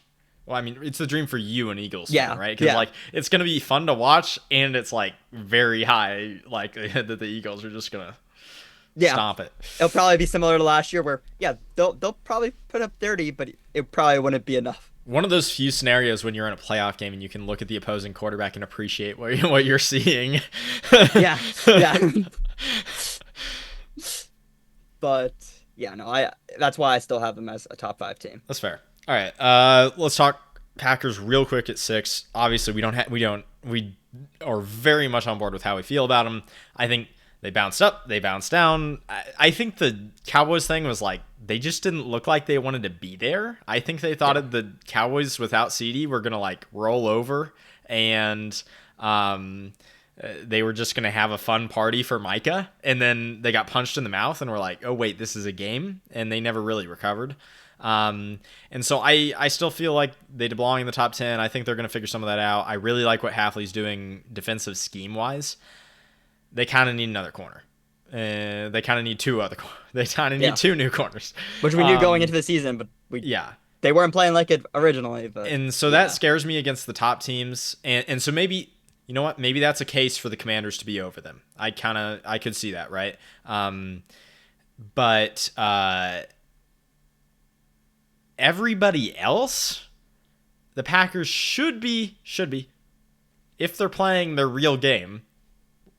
Now they haven't done that for 3 weeks, but if they're playing like their actual football game, they should be like steamrolling any of these teams outside the top 10. Like they're built to do that. That's kind of my line here. Is for me, anybody below Rams and Packers, like is not really set it and forget it against a non-top 10 team. Once I hit the Packers at 6 and go up, I kind of feel like these teams should be like, absolutely, we are going to beat bad teams or even moderate teams. Like, we're going to take them to the woodshed. We're going to take care of them. It's not going to be an issue. And I think LaFleur's scheme is a big part of that. I need more consistency from Jordan Love. That's the biggest yeah. thing, right? Like, you got the weapons to throw to. Can we use them? Like, I don't know. Yeah. It just for me, I know they got Micah Parsons, but is this team really that much better than they were last year? Because last year, no one viewed them as even being a playoff team. I know they got some other pieces too, but and I do rank them a lot higher, just because they've been playing a lot better. But in reality, I think they're I just don't think. struggling to fully get the effectivity out of Parsons because their secondary can't like hold up for 2.5 seconds. Yeah, that's part of it. And I think And teams are starting to realize that. And so honestly, this is a team I could see dropping down my list. It's just, man, I don't know. yeah, I mean, the Halfley defense has been looking really good so far. Schematically, it looks good. It's just Schematically, the it looks good. players like. It's just yeah. And Honestly, I think Edger and Cooper's looked really good. yeah. It's just I the think if they back. still had Jair, Yeah. like, why did they get rid of him? Like, could have just I kept don't him know. for. He's always hurt. Yeah. I know he's always hurt, but if he was playing, I would feel a decent bit better. But I mean, that's a big assumption. But Yeah. All right. Let's play on the Packers. We agree on them. I had the. Are we ready for tier 2? yeah, Because you went to 5 with tier 3, right? Or did you go to 6? I went to 5. So tier 2, I have for top 4 teams. So I have two tiers Wait, for so top hold 4 on, teams. hold on. Who have you said that we haven't talked about yet? No, I said Ravens, Packers, Washington. Ravens I had 7, Packers I had 6, Okay. Washington I had 5. Okay, so we reached up to talk about the Raven. No, we reached up to talk about the. We No, kind of went out of we're order. good. We kind of Okay. talked about the Ravens. It's fine. It's fine. But- Let's do tier 2. Go for it. Okay, tier 2. These are going to be some hot takes in here. Number 4, I have the Detroit Lions. Okay. I feel pretty comfortable about them. Okay. I had this team at tier 3, and I think I'm going to have probably a million fans coming from my head right now. I'm going to have Buffalo Bills. I think So that that's run your deep, that's your tier 2, right? Yes. Okay, hold on. Let me do my tier 2. Okay. You ready? Yeah. So my tier 2 is called One Thing Changes and they are the number 1 team in the NFL. Like I think there's one like reasonable thing that could change with each of these teams and I now feel like they are the number 1 team in the NFL. Which is, to be clear, I have 4 teams in this category, so my tier 1 is literally just one team. And so when I say that these teams in tier 2, like they could literally swap with the team in the top spot. All right. I have the Rams at 5. I've already said that one. I have the Lions at 4. I have the Bills at 3. And I have the Chiefs at 2. Okay. So All right, let's go in order. let's go Lions for. Let's talk Lions. We already went over Rams. So Obviously, we Lions at 4. agree on both the Lions and the Bills, but these teams deserve a little bit of time on our behalf. I think Week 1 was just an aberration, right? Like I think Week 1 was just, oh no, we don't know what's happening here. Like I don't think we fully game planned for Parsons or what that was going to look like. They clearly didn't have good game plan to get the ball out quickly. They had 2 new coordinators in their first game. I think we can kind of just throw that out the window. I really think that's just what it was, you know?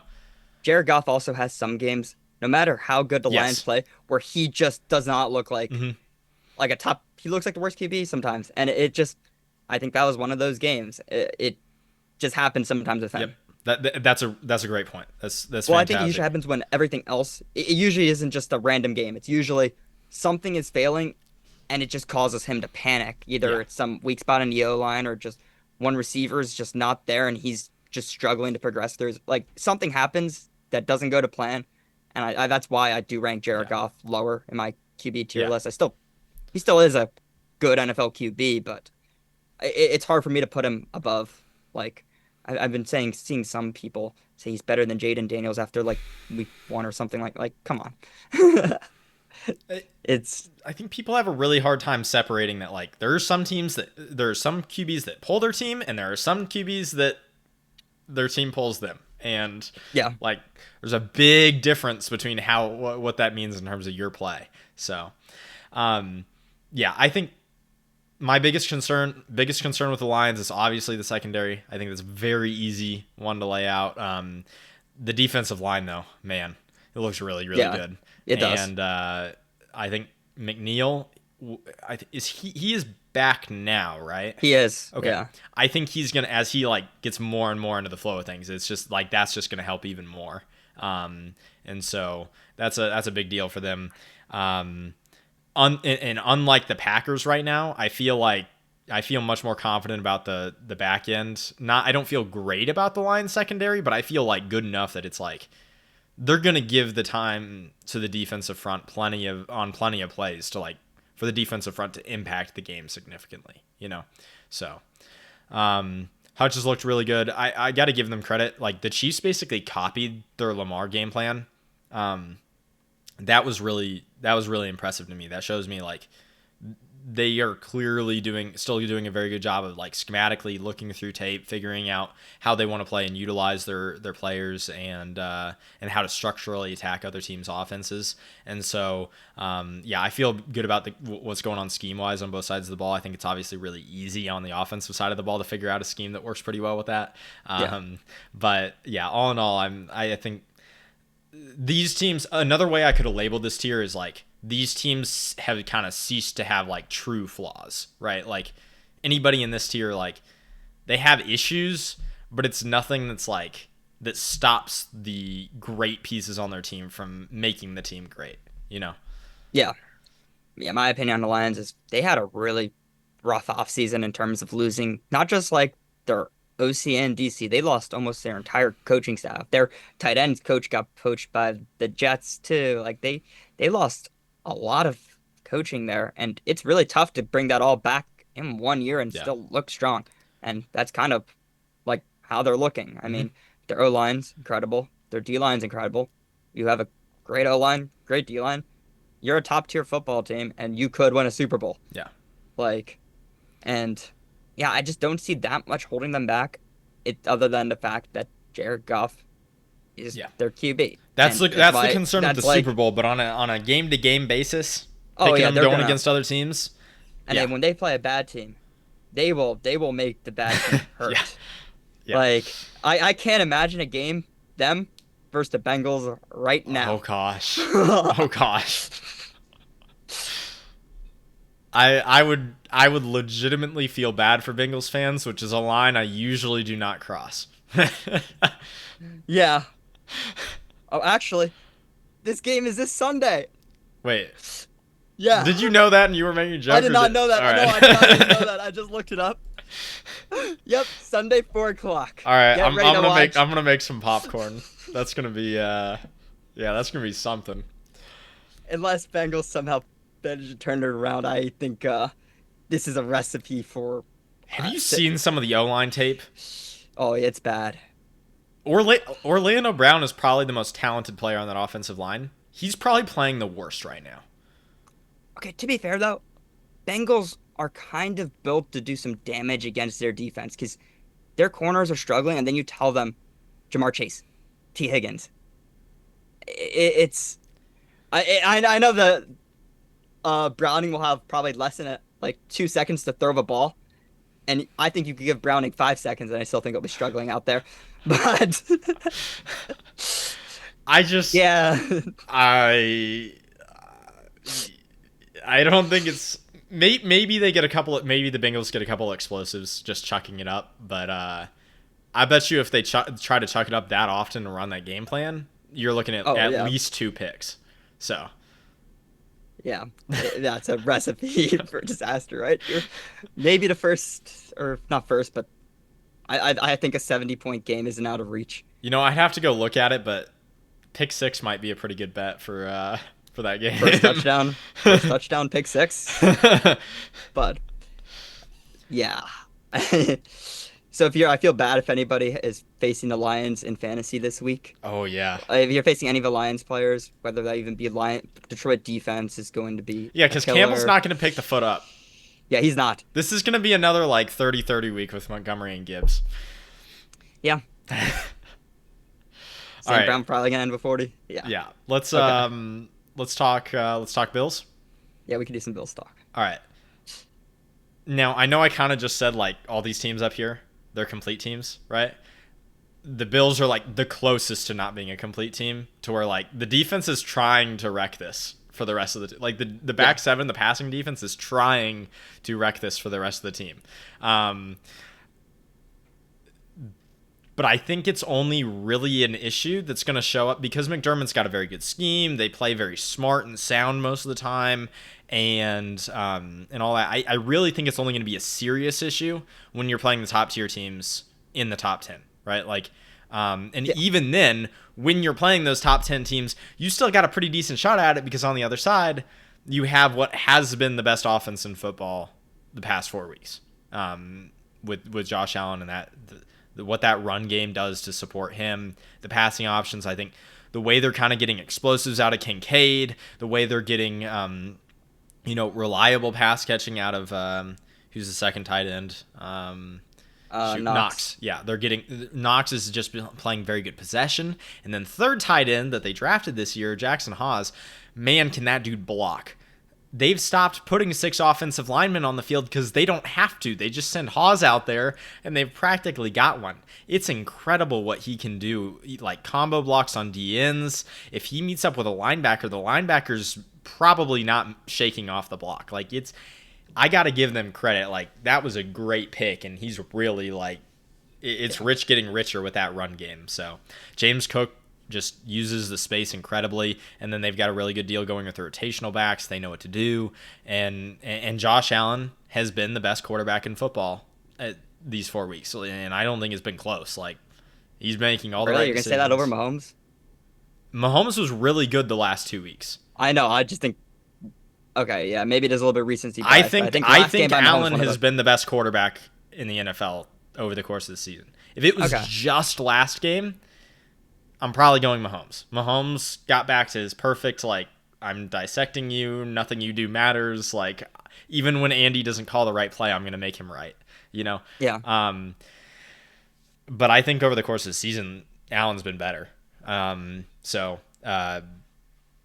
The other thing I'll say about the Bills is, like, we might have them below the Chiefs in the power rankings, they're going to end up with a 1 seed. I was right. Yeah, Like they this will. schedule, It's they a already joke. got through the hard part. Like This was the hard part. this was the hard part. Okay. So yeah, hold on. So they beat the Ravens, right? They Yeah. probably should have lost that game, but they beat the Ravens. Okay, maybe it wasn't the hard part. Well, it kind of was the hard part. The Ravens are by far the best team they play besides the Chiefs, right? So they've got the Chiefs and the Ravens, then it's like the Bucks, and then everybody else is pretty low on our list besides the Eagles. By the time they will probably have they will probably have the 1 seed wrapped up. Okay, Yeah. so you get the Pats, then the Falcons, then the Panthers. Those are 3 dubs, right? Yeah. You do have to face the Chiefs once they have Rice back. That could be their first loss, right? But then you have the Dolphins, the Buccaneers, the Texans, the Steelers, and the Bengals, and the Patriots, the Browns. Those should all be dubs. And then you get the Eagles. So if they can beat the Chiefs, I think by the time they hit the Eagles in week 17, they will have locked up the 1 seed. And they get to finish off with the Jets. So, I mean, they're 2 games up on the Chiefs. Even if you drop the Chiefs game and you drop the Eagles game, the Chiefs would have to be perfect the rest of the season to be in contention. Like you could lose to the Chiefs and you could lose to the Eagles, and then the Chiefs would have to be perfect the rest of the season to win out. To get the 1 seed. Yeah. It's So crazy I'm how not going to easy the say like schedule it's is, impossible that the Chiefs end up as the 1 seed and the Bills and the Bills end up as the 2 seed, but like I think it's highly likely that the Bills are gonna lock the 1 seed. So Yeah, my only gripe with the Bills right now is I think a lot of the reason why their line is looking as dominant as has been some of the teams they have been facing too. that's fair. Like, because right now they've been looking beyond dominant. It's been ridiculous what they're doing Mhm. in the run game right now, especially. And part of that is the fact that you have Josh Allen, you're able to build off the run game with him. They've done it in years past, and we know it's sustainable. So I'm not talking about Yeah, sustainability. It's just it's looking ridiculous right now. right. I don't think it'll be looking ridiculous against a playoff defense. Yeah. That's No, just kind of and it's gonna be hard. Like figuring out just how good the Bills are going into the playoffs is gonna be very difficult. You're gonna have like 3 solid games of tape to actually look at, spread over like 11 weeks to really kind of figure out what where they fit into this whole hierarchy. So it's going to be a difficult eval, but um, yeah, I think they're clearly the 3rd best team. yeah. I think if Goff could be like 10% better and not have his like spasm games, I could see the Lions being in 3rd, but what Allen does for your consistency and your ability to just play whatever style of football on the offense side of the ball you want. It's yeah. All right. Should we move on to your tier 1? Yeah. So, yeah, my tier 1 is number 2. I have the Kansas City Chiefs, and tier 1 I do have my Philadelphia Eagles. And uh I'll first talk about the Chiefs Well, first. let's talk about the Here. Chiefs. So to Yeah, be let's do clear, some Chiefs talk. everybody who's done the elimination math, I have the Eagles in their own tier, in tier 1, separate. I think we'll talk about the Chiefs in a second. Why I don't have them separated from Bills, Lions, Rams, but the Eagles I have up in tier 1 alone. So yeah, let's talk Chiefs. Yeah, the reason why I actually have the Chiefs in the same tier as the Eagles is just the fact is right now with the current coaching staffs, I think the Chiefs have such a large advantage. I think in previous matchups they've always had the advantage, but I think right now with the current regimes in coaching, we're talking Andy Reid and Spags, or Sirianni and Patullo, who's been struggling to call games so far. He's still a young play caller. It can change as time goes on, but I think the gap there is so large, and Mahomes has an O line. That's something we haven't seen in a long time. He has tackles who can actually play the position and having time. So you give Mahomes time to throw. He is still is the best QB in the NFL. And once the weapons start coming in every week, like once Rice comes back, and we even saw with Worthy how amazing they look. Like before this, like the receivers really weren't anything great, and now we're gonna have some real talent there. I know the defense hasn't been playing up to absolute standards so far this year, especially I know the run defense has been a little bit underwhelming, but it's a Spags unit. That's going to turn around at some They've point. been 20th in EPA per play, but situationally and in crunch moments, they look like the exact same Spags defense that has always, besides week one. Yeah, But yeah, they've I looked feel like like the the same same thing for the exact Eagles Spags too. defense. So It's just like yeah, when in the moments, and that's an issue I have with PFF. Just going on a little PFF rant real quick. They could equate all plays as equal. Not all right, plays are equal. I think that's part of the reason why PFF is why yeah, you can't just take the grades fully.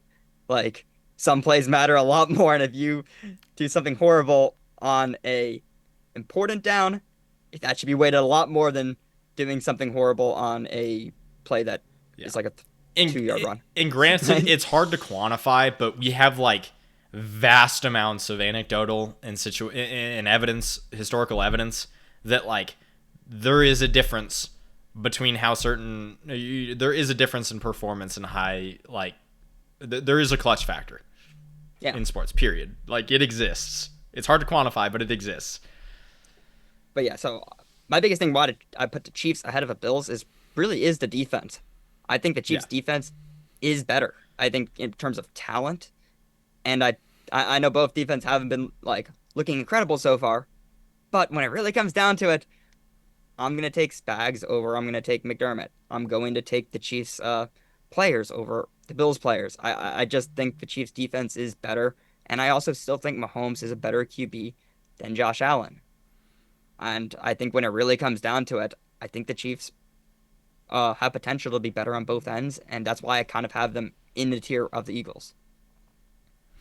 But Yeah, I the reason I don't have them in the here's the biggest thing that I think is going to change that will put them into where I have them in the same tier as the Eagles. Rashee Rice is going to come back. You've already said that. I was kind of trying to not make the assumption of exactly what he's going to look like. I feel okay, pretty confident that I know what that's going to look like and what that's going to do for the offense. I just, based off of these power rankings, I wanted to leave a decent chunk of like, he doesn't look like quite the same player.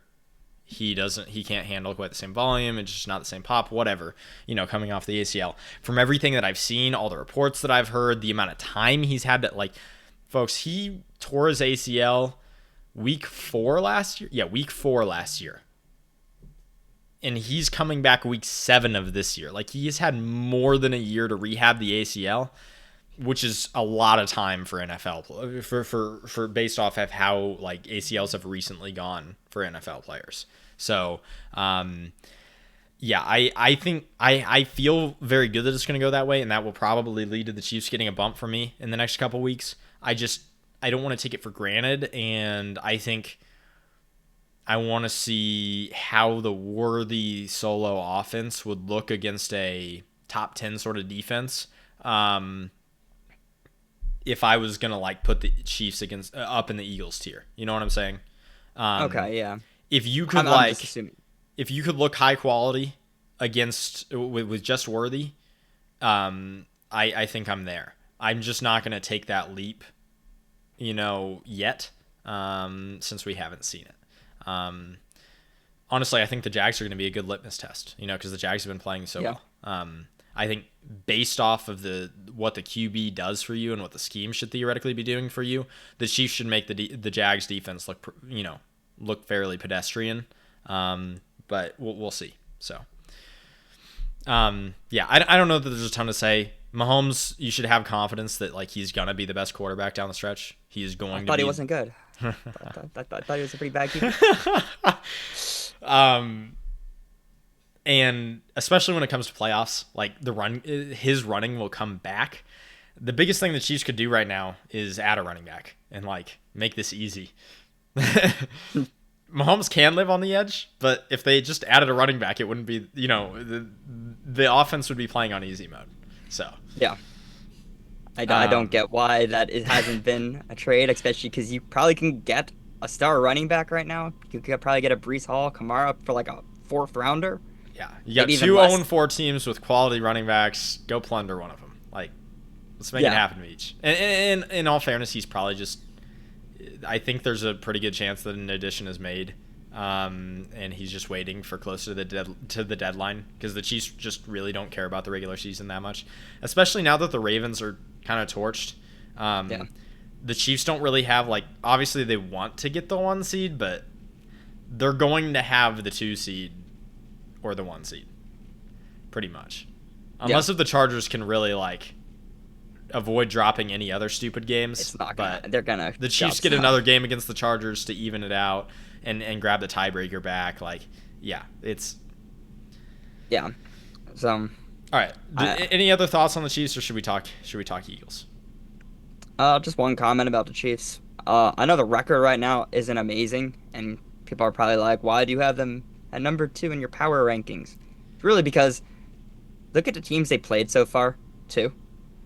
They had to go against the Eagles. They dropped Uh, games they could have won against the yeah, Chargers and the Eagles.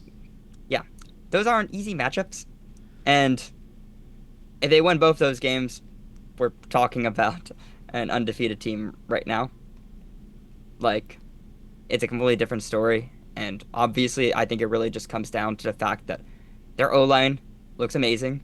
For okay, not maybe not amazing, but it's looked significantly better than it has Yeah. in years past. And they made the Super Bowl with some really bad O lines and have won it with some really bad O lines. Uh, now they have tackles. Yeah. Things get scary. And Simmons is approaching Pro Bowl level right now, and Kingsley Sumatia at left guard. He's looking good and he's getting better. And so by the end of the season, yeah. but yeah, and I guess we can move on. Just number one, All right. Eagles. It's, I can't even remember the last time we lost a game. Actually, it was against Washington last year. But even that game, if Devontae Smith caught a 5-yard pass, our last loss would have been to the Bucks week 4 last year, which would be almost a full calendar year, which is just crazy. And obviously the Eagles haven't looked anywhere near up to potential. But even so, we've Eagles have been in 3 playoff teams so far, with almost every single possible thing could go wrong on offense, in terms of play calling especially. Like Eagles have the highest rate of 3 and out in the NFL right now, which is kind of ridiculous. I know that's also inflated because a lot of games they had a lead, and the Eagles play calling with a lead has just been run, run, run, and the running efficiency hasn't really popped yet. And I think that's just a lack of explosives that will come. But I mean, when you really look at the Eagles roster, top to bottom, you have a Pro Bowler at almost every single position, and like, I still have pretty high confidence that things are eventually going to start to click. Yeah. And the fact that we're talking about them not clicking when they're 4 and over 3 playoff teams is pretty crazy. Yeah. But I I have one. No, I'm sorry. I have 2 real concerns with the Eagles, and I have 2 real reasons why I'm not that worried about them. My first real concern is that they've only thrown the deep ball. Their best attribute on offense, an offense that includes Saquon Barkley and that O-line, they've only thrown the deep ball when they've absolutely had to. And I don't understand how that happens for a team with a head coach that said, fuck it, throw the dagger yeah, when they were up like 3 scores in the third quarter of the Super Bowl. I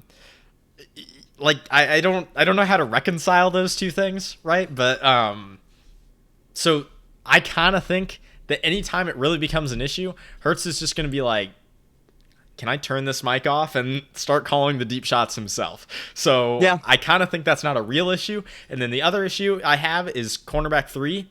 And, so we knew this was going to be a potential issue coming into the season. And we knew this could be a problem. And when Tyler and I did our linchpins, players that could really they needed to play well for the team to succeed, I called out Quinyon Mitchell. Not because I thought he was going to be bad, right? Not because I thought he wouldn't play good, but because I was scared.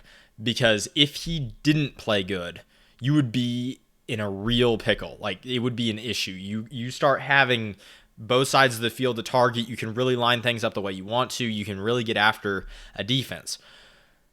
Well, Quinyon Mitchell's been great, and Cooper DeJean has been fantastic, and so there's been a little bit of growing pains with the safety room. I don't think corner three is really going to resolve itself or anything.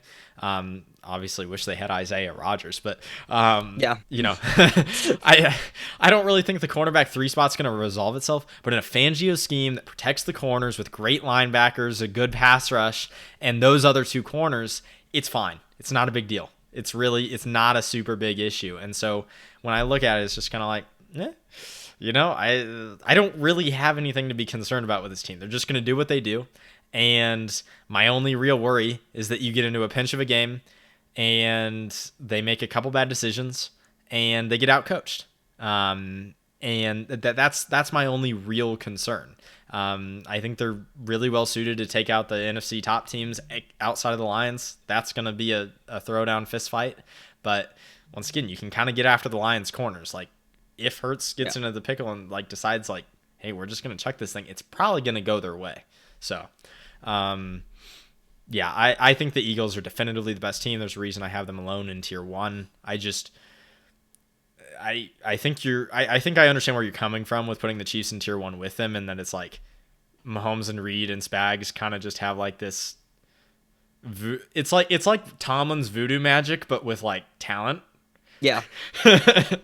And that's why I get it. Like, right, like they kind of just do things that break the rules. But if you're just looking at the NFL from like a standard rules perspective of like, this is how the game works, this is the value that you create with this sorts of talent and this sort of scheme and da. If you look at it that way, the Eagles are far and away the best team in football. Yeah.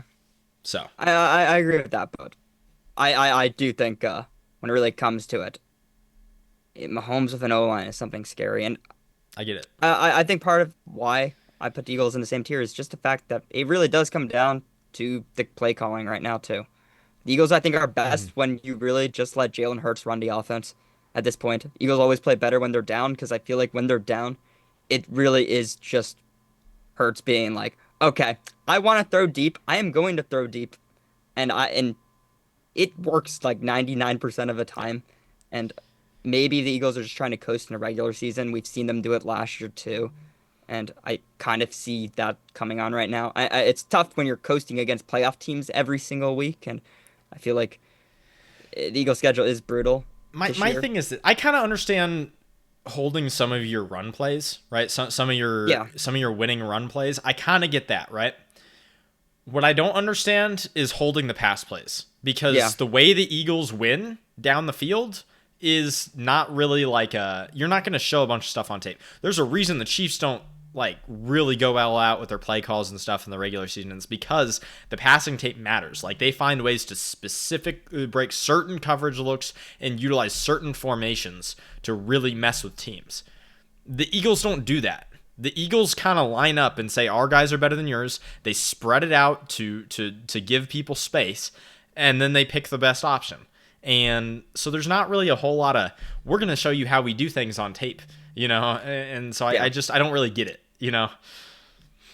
To be fair, they kind of are doing that in the run game. I think the only runs they've ever called this year is inside zone. And I'm fine with that. I'm fine with that. Yeah. Just hit the regular standard button runs and throw out some funky stuff in the playoffs to try and break some explosives. So yeah. Even though one thing I am concerned about the Eagles, I know this is the most important thing, but I actually think if we're going to do linchpins again, I would actually say it's tight end. Mm-hmm. Right now, it's bad. The blocking from everyone. If I were the Eagles right now, I would be calling up the Steelers and I would be begging for Darnell Washington. Dude, there's no way. There's no way Arthur Smith is giving him a... I think Arthur Smith would rather like give up his firstborn than give up the offensive tackle playing tight end that he can throw screens to.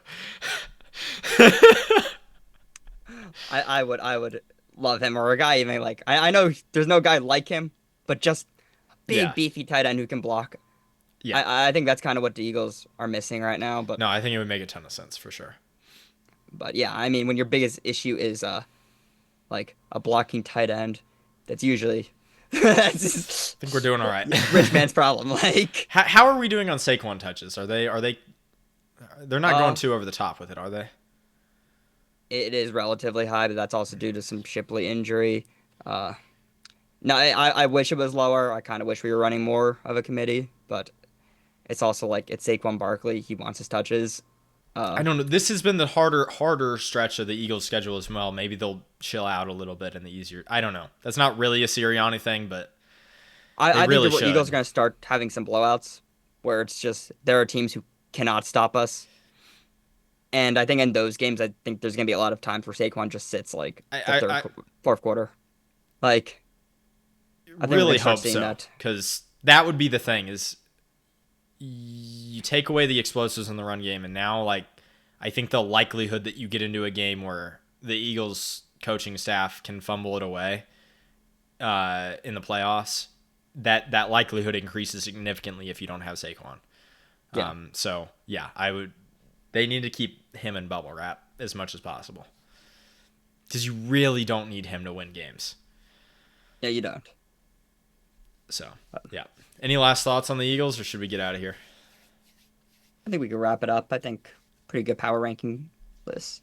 All right. Kind of similar. We both had the same top four, just slightly different tiers. Yeah. No, we feel. I mean, we evaluate football in a lot of the same ways. I think it was interesting. The Rams conversations and the Commanders conversations, I think, were some of the best we had. Um, I think there's a lot of really interesting teams in that back end of the playoffs mix. It's going to be really interesting to see how all that shapes out. So, all right.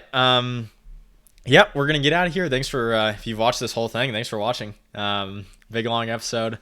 We hit on most of the teams. We did a pretty good job with that. So yeah, that was good. Fourth of the way through the NFL season. And it's starting to get real good picture of how these teams are. So I think we'll do another one of these probably after week 8. And maybe we'll do some like mid-season awards things at that point too, and see how some stuff is trending. So yep.